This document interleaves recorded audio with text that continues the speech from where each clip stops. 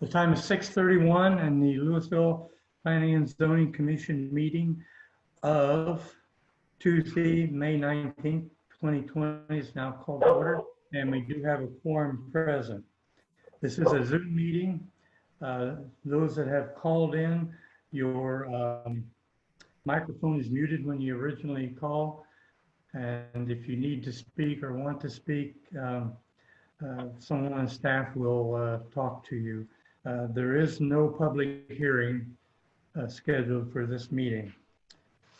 The first item is approval of the minutes of the May 5th, 2020 meeting.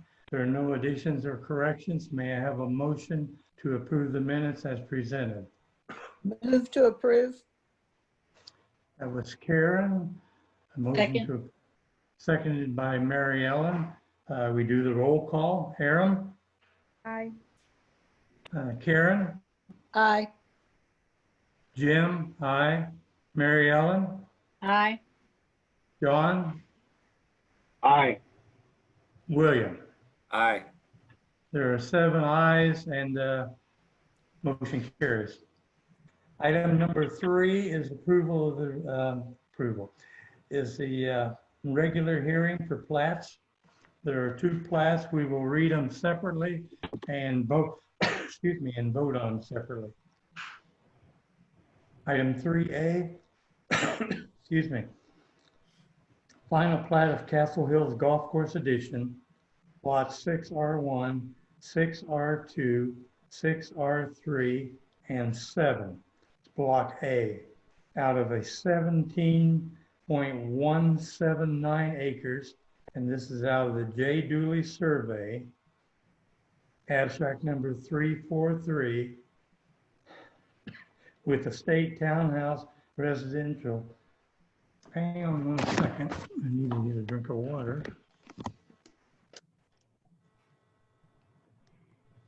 Allergies. A single family residential R12 zoning designations located on the south side of King Arthur Boulevard, approximately 300 feet west of Queen Peggy Lane, being a replat of Castle Hills Golf Course Edition, lots 6 and 7, Block A. Yes, good evening, Commissioners. So this plat does follow the 30-day shot clock. Staff has identified 6 deficiencies per our zoning and subdivision code regarding formatting, easements, and building setbacks. So it is our recommendation that we disapprove the plat and delegate to staff the authority to approve the plat once those deficiencies are corrected, and then bring the plat back to the chairman for signature. Staff is here if you have any questions. Chairman, I'm not sure if the applicant for this plat is here or not. We do have 2 attendees in the audience, but I'll see if any of them raise their hand. Okay, thank you. While she's doing that, are there any questions from the commissioners? No. Okay, if not, may I have a motion on item 3A, final plat, Castle Hills Golf Course Edition? Move to disapprove the plat and delegate staff authority to approve once the discrepancies are completed. That was a motion by William. I second. Second. Seconded by Aram. And we'll do a roll call. Aram? Aye. Karen? Aye. Jim? Aye. Mary Ellen? Aye. John? Aye. And William? Aye. That was 7 ayes and 1 absent. Okay, ready for item 3B. Final plat of Peck VR Edition, Lot 7, Block B. This is 3.946 acres out of the J.W. King Survey, abstract number 696. It is zoned light industrial L1 district, located on the south side of South Valley Ridge Boulevard, It's approximately 320 feet east of Keeley Avenue. And this is a replat of Peck VR Edition, lots 7 and 8, Block A. So good evening again, Commissioners. So on this plat, it is also a shot clock plat, and staff has identified two enumerated deficiencies per our subdivision ordinance and zoning ordinance relating numbering and easements and setbacks from those easements. So again, staff is recommending disapproval and delegation to staff of the authority to approve the plat once the corrections are made, and bringing the plat to the chairman for signature. Are there any questions, commissioners? Any input from anyone else?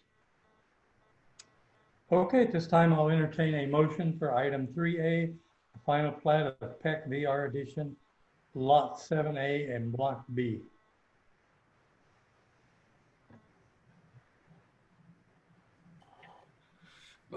Make a motion to disapprove and delegate to the staff to correct the deficiencies. Okay, that was a motion by John, Second. seconded by Mary Ellen, and we'll do the roll call. Aaron? Aye. Karen? Aye. Jim? Aye. Mary Ellen? Aye. John? Aye. William? Aye. So that was 7 ayes, 1 absent. Commissioners. 6, really, right? Yes, 6 ayes. Alvin is Oh, I'm not. sorry, 6 ayes, yeah. My apologies. Item 4, other business. The Overlay District Board will meet following the Planning and Zoning Commission meeting. So at this time, I need a motion and a second to adjourn the Planning and Zoning Committee meeting. Move to Adjourn. That was Karen, motion by Karen, seconded by Mary Ellen. Those in favor, we'll do a roll call. Aaron? Aye. Karen? Aye. Alvin? Absent. Jim? Aye. Mary Ellen? Aye. John? Aye. William? Aye. That was 6 ayes and 1 absent. Meeting adjourned. Okay, I guess we move right into the Overlay District Board meeting. Time is 6:39 p.m. and it's Tuesday, May 19th. First item is call to order, and we do have a quorum present. Item number 2 is approval of the minutes of the March 3rd, 2020 meeting. If there's no corrections or additions, may I have a motion to approve the minutes as presented? Move to approve the minutes as presented. Motion by William, Second. A second. seconded by Aaron. Okay, have a roll call vote. Aaron? Aye. Karen? Aye. Jim? Aye. Mary Ellen? Aye. John? Aye. William? Aye. That was 6 ayes, 1 absent, motion carries. There's one item for consideration. That's item number 3 on your agenda. It's consideration of 3 alternative standards associated with the facade changes for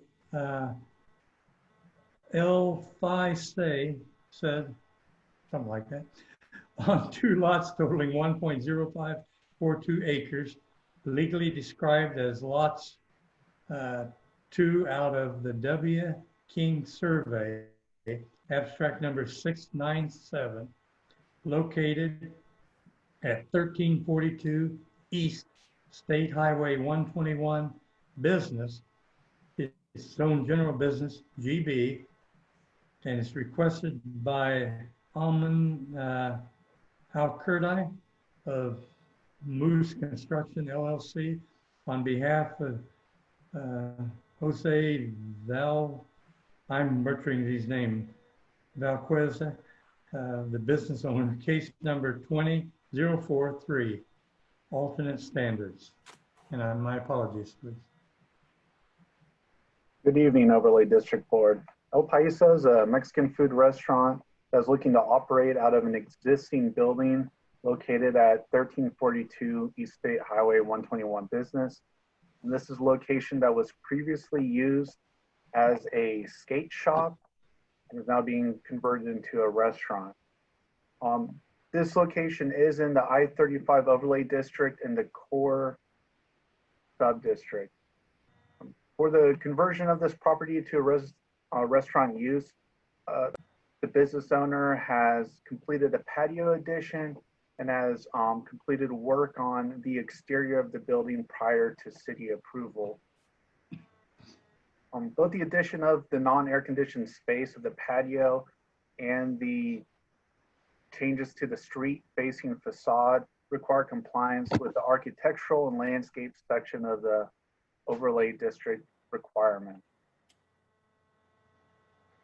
In coming into compliance with these requirements found in the overlay district, the applicant is requesting 3 alternative standards. One regarding the building materials, one regarding colors, and another landscape. So with the building design, the applicant has added brick and stone to the front facade of the building and has painted and added additional architectural enhancements to the building. Now the requirement in the I-35 code is to have 80% brick or stone. And the applicant has added 33% brick and stone to the street facing facade. They have made an improvement to the existing building and are requesting alternative modification to allow this 33% brick and stone. And they have also added quite a large amount of landscaping to the site. Currently, this site has no trees at all, no landscape islands, and no landscaping other than along the 121 business. So the applicant is proposing 15 new trees and 15 parking lot islands to this site. Now, 2 of these parking lot islands on the northern face of the building are adjacent to required parking, but there's not enough space for a full 10-foot landscape island as the code calls for. So they're requesting an alternative standard to 2 of these landscape islands. So going, of course, this is the landscape. Up on the screen, you can see the building elevation as was spoken earlier. And then finally on the next sheet, this shows the what the applicant has done to the business as of now and what the building facade looked like prior to the applicant working on the building. So the 3 alternative standards that are being requested are first A, to reduce the brick or stone facade requirement from 80% to 33% to the front/west elevation. This is a 42.36 reduction. Now the overlay district, I apologize, the overlay district board is only allowed to approve up to a 20% deviation from the requirement here. So this will have to be a recommendation by the overlay board to city council. The applicant is also asking to for an alternative standard to allow 4 colors in lieu of the required 3. This is a fairly common request in the overlay district, and staff is working to potentially amend the code to allow more colors in the future. But as of now, allowing 4 colors does require the approval of an alternative standard. Finally, the applicant is looking to seek approval for the 2 8-foot landscape islands and move the required 10-foot, which is a 20% reduction, as the overlay board is able to approve that alternative standard. Staff recommends that the district board does approve alternative standards B and C regarding the colors and landscape island, and staff recommends that the overlay board recommend approval of alternative standard A to allow the 33% brick and stone. The business owner is in attendance if you have any questions for him specifically. Commissioners, questions? Yeah, why why is he not using more than 33% stone? So this is work that was done to the business before staff approved it. So this is work they have already completed on the building.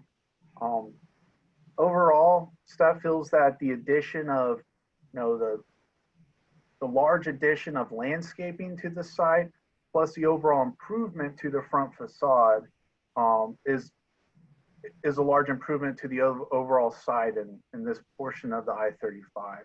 So that's why staff's recommending approval for that alternative. Partially these come before us and we vote regarding if there's a hardship or it's impractical for the applicant to come up to standards. And I guess my question is, if they had gotten prior approval from the city, I don't think this situation of a hardship perhaps would exist. And I also think that I don't understand why there would be a hardship in going ahead now and coming up to the standard, even though they did not do it at first. So do you have any information about that? Can I speak? Yes. The thing is, this is my first time actually dealing with the city of Louisville. I've dealt with Colleyville, I've dealt with Dallas, Garland, Haltom City. I haven't had the opportunity to work with the city of Louisville, so we started a project prior to actually putting our plan in. That's our fault, we understand. Like I said, if you would give us the opportunity to continue what we have in the future, we understand how your city works. We do want to bring, like Jonathan was, bring everything to par, landscaping, sidewalks, benches, put all that in consideration, and trying to make that area and the building enhance and make it attractive instead of what it is right now. We understand that we're at fault, and that's why we're asking for this meeting to give us the opportunity to proceed forward. And at the same time, I know that and other businesses that we have, so this is be our 10th location. We do bring a high amount of clientele, customers that will actually help other businesses around the area. So I know that in front of us, we do have an empty building there. So hopefully with a drive of customers bringing in, that would actually help another business owner maybe put something else in front. So, that's why we're asking if you would, consider what we have started and let us proceed. Like I said, at the same time, it's actually stucco that we have put over there. So it's actually rock or stone and stucco on the building. So I don't know how you consider stucco. I know stucco is made out of cement, and it's you can say it's a paint but mixture with the cement. So like I said, we understand what we did. We just opened another location in Colleyville, and we did the same thing, and we didn't have any issues. But like you said, this is my first time dealing with Louisville. And like you said, I understand I am at fault. I have spent a lot of money, and I have to spend more money due to this COVID-19. It's kind of straining on us as well too. So like you said, I would understand if this would be my second project or third project. Being my first, that's why I'm asking for consideration and moving forward what I have, and of course continuing to do everything as Louisville is wanting us to do from this point forward, or actually from the time we started putting our plan is we have done everything according to what City of Louisville have asked us. So we're cooperating ever since then. I do appreciate everything you've said, and you've made some very valid points. My concern really is that we are trying to keep this corridor and the overlay district continuous and consistent, and that's why these particular guidelines and standards are put in place. And so I guess next question is, what kind of hardship would you incur to bring this up to it? Maybe if not 80% to 50 or 60%. Well, I guess the way the building sits, it's, how can you say it? How would I improve it to what I would look good? Because sure enough, I don't want to make it worse than it is, right? Me adding other texture to it, it would be a little bit hard to do. So if we even put brick on it, we can't put brick because the brick is actually 4 inches thick. So that means we have to tear all the rock and start from the bottom. And that would cost a lot of money as well, too. Just the way the elevation sits or where we have to start from would make it just a little bit harder to continue and add that percentage on there. That's what, without messing up with any of the elevation and making it, I guess we don't want to make it worse than it is, and it wouldn't look good. So, and that's the whole thing. I understand it sits right off Business 121, and it's a high traffic area. Like you said, we understand what we did, and like you said, we just want to move forward. And like I said, we hopefully with the landscaping that we're putting in there, the sidewalks and the benches, people can oversee the elevation that we have there. So, I mean, unless you have a suggestion that you might think would work, I mean, we're all open to possibilities right now. The whole thing is we just want to move forward and open this restaurant. Everything inside is, it's coming out along really good. It's going to be, I think, a business that people would enjoy, and I think would be a business that would, make Louisville proud of us. Like I said, we do have about 22 years of experience. You can visit any of our locations. It does bring a lot of businesses, which thrives for other businesses on there too. So that itself right there will have, tax dollars for you. And I think that would also work given the situation that we're at right now. So like I said, we just want to move forward and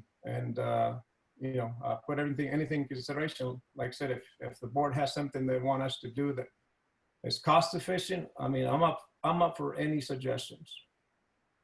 Let me ask a question. Can you use the masonry brick that you just basically, I'm not saying glue, but you just mortar on?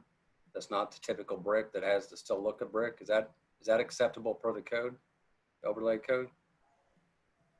You're asking me? Yeah. Right. Well, thin brick does meet the intent of the ordinance. I mean, I think you still could get the look with the brick, and you would still could be applied to the stucco, I believe. My concern in this is that I have a strange feeling that city council is not going to approve this. Mm-hmm. Well, the thing is, because of the stucco, it's actually, like I said, it is even almost to the rock. So if we add a little bit more, so you'll have the rock that's a little bit more inside, and then you'll have the brick that actually is going to be sticking out. So even with the mortar, because usually it's I want to say it's about a 1 inch, and then you got to put the mortar another 3/4 inch. It'll be 2 inches. So aesthetically, it won't look correct because you'll have the bottom of the rock more inside, and then the other top of the layer would be kind of sticking out. I think one thing to consider with this item is that a change of use in the I-35 overlay district does not trigger any improvements to the site at all. So this being a skate shop before and turning into a restaurant now, that would never require any improvements to the overall site. That applicant did come in and do some work on the site and now is asking alternative standards for that work. But overall, this is a great improvement to this area. If you're familiar with this area of I-35, off Business 121, kind of the corridor in this location. So this is a property that has no sidewalk currently. It's just there's just a strip of parkway next to the TxDOT right of way, and now there's a sidewalk that's being connected there, so it's connecting pedestrian connectivity in this area. The addition of 15 trees we'll do quite a bit to. Right now is just a very large area of concrete. So the addition of those 15 parking lot islands and trees is very much enhancing the site, which if they would have not have made any changes to the site, could have operated as a restaurant as the site was currently, as it was. So what's, sorry, go ahead. Sorry. I do agree with Jonathan. That is, he is correct. We want to do all the improvements that we need to enhance the look and make that site itself inviting, you know. So like you said, we are connecting the two sidewalks. So I think only one, which is the tire place, does have a sidewalk. We'll connect that sidewalk on there. Like I said, I think it also would have a bike rack. We'll have a bench on there. So all these improvements is going to make the property, you know, stand out. So what is I guess requiring the 80% stone then? So what's requiring that is they made changes to the street facing facade. So that's requiring basically all the architectural requirements of the 80%. So since they went in and they added the stucco and the stone, since they touched that without any improvement, that's what's triggering the 80% just for the street facing facade. Now, the addition of the patio on the southern side, that's what triggered all of the landscaping requirements.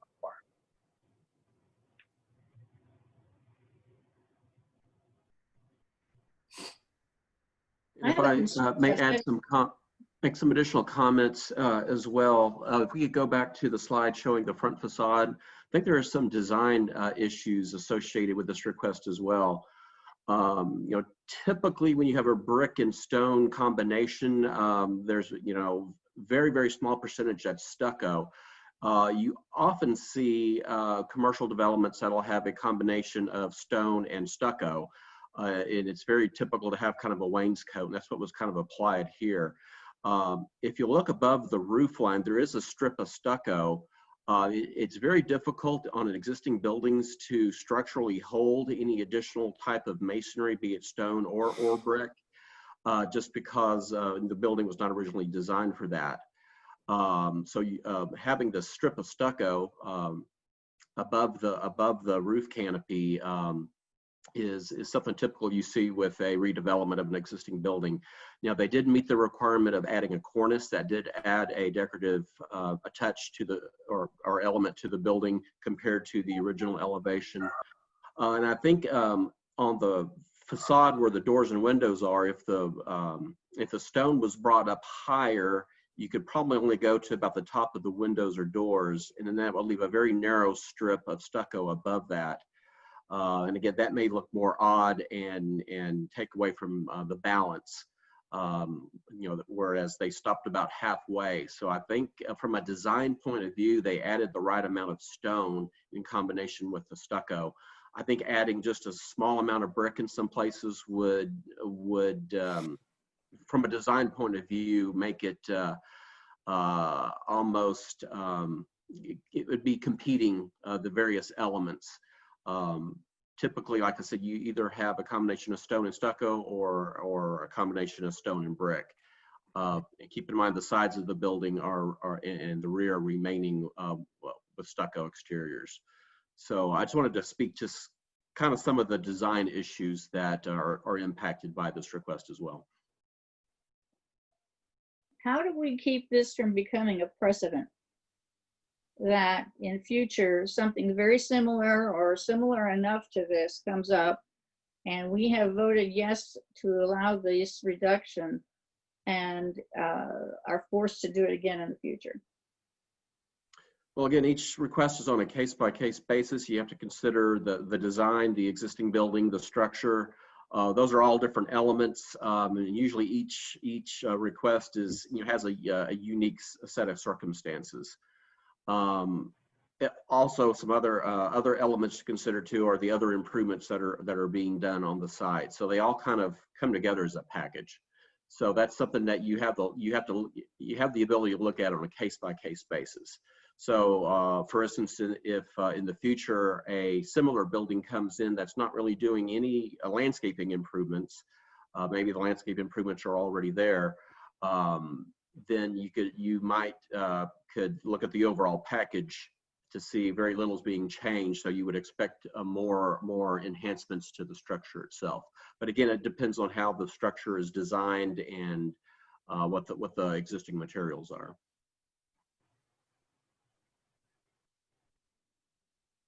So had he not touched anything on the front of the building, would a requirement of stone been required?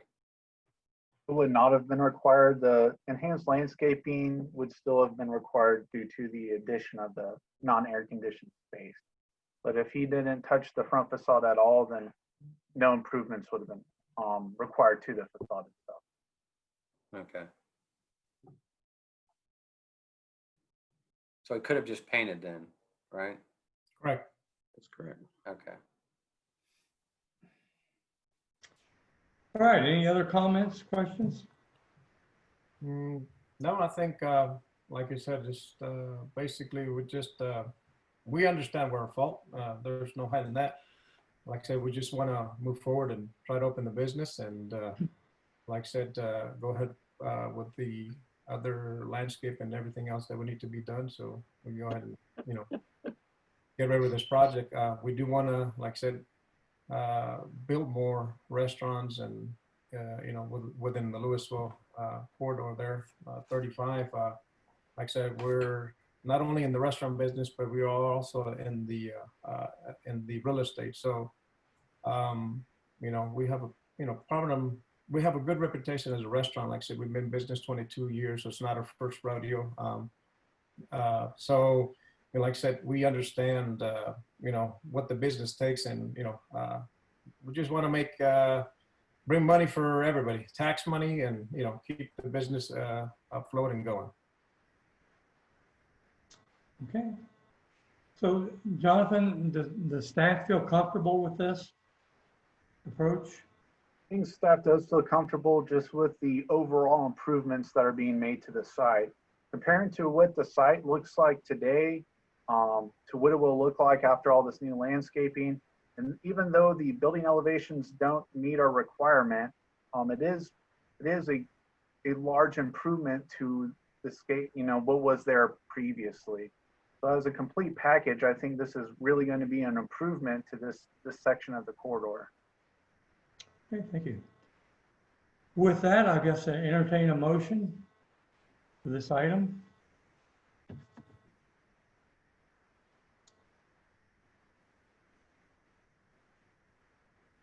I'll move to approve. Okay, motion by William with the caveat, with the city council approval on part of it. Correct. Okay. Motion by William. Second.